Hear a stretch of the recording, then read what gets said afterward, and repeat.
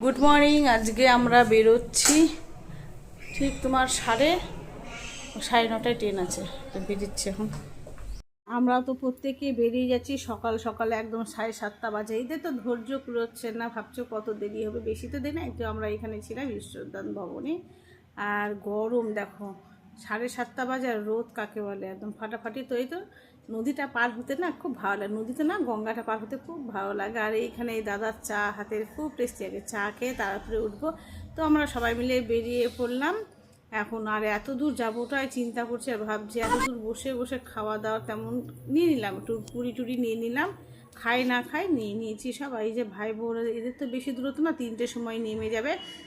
আর আমাদের এদিকে চলে এলাম মালদাতে, আমার ভাই বউ আমাদের বেয়ান সবাই নেমে গেল। আরও খারাপ লাগছে, আমাদের টাইম কখন আসবে মনে হচ্ছে শুধু।